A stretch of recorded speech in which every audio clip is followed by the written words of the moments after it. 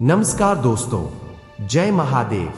स्वागत है आपका आपके अपने चैनल पर, जहां हम शिव पुराण की इस दिव्य, रहस्यमयी और चेतना से भरी यात्रा को आगे बढ़ा रहे हैं। दोस्तों, पिछले भाग में आपने सुना सती का त्याग, दक्ष का अहंकार और वह क्षण जब पूरा ब्रह्मांड शोक में डूब गया।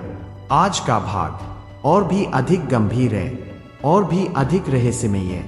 आज हम साक्षी बनेंगे महादेव के रौद्र रूप के, वीरभद्र के प्राकट्य के, यज्ञ विध्वंस के और 51 शक्ति पीठों के जन्म के।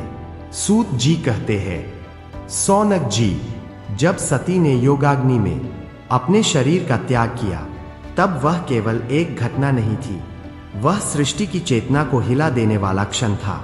जब यह समाचार महादेव तक पहुंचा तो वे समाधि में नहीं रहे, उनका मौन टूटा और यह मौन प्रलय से भी अधिक भयानक था। महादेव की जटाएं फट पड़ी, उनकी तीसरी आंख अग्नि बन गई और उसी क्षण वीरभद्र प्रकट हुए। भयानक रूप, लाल नेत्र, हाथों में अस्त्र शस्त्र। महादेव ने केवल इतना कहा, जाओ और अहंकार का अंत करो। वीरभद्र केवल योद्धा नहीं थे, वे न्याय के अवतार थे। सौनक जी, उसी समय दक्ष का यज्ञ अपने चरम पर था, देवता उपस्थित थे, ऋषि मंत्रोच्चार कर रहे थे, अग्नि प्रज्वलित थी, पर तभी आकाश कांप उठा, धरती फटने लगी।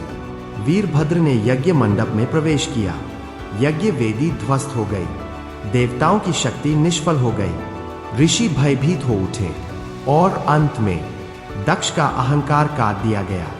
दक्ष का सिर यज्ञ कुंड में गिरा। सूत जी कहते हैं, सौनक जी, यह यज्ञ नहीं टूटा, अहंकार टूटा था। जब महादेव सती के निर्जीव शरीर के पास पहुंचे तो वे कुछ क्षण शांत रहे, फिर उन्होंने सती को अपने कंधे पर उठाया और आरंभ हुआ महातांडव। डमरू की हर ध्वनि सृष्टि को हिला रही थी। जहां शिव के चरण पड़ते वहां सहार होता। देवता भयभीत हो गए, यदि यह तांडव चलता रहता तो सृष्टि का अंत निश्चित था। तब भगवान विष्णु आगे आए, उन्होंने अपने सुदर्शन चक्र का प्रयोग किया। सती के शरीर के अंग अलग होने लगे और सौनक जी, जहां जहां सती के अंग गिरे वहां वहां शक्ति पीठों की स्थापना हुई।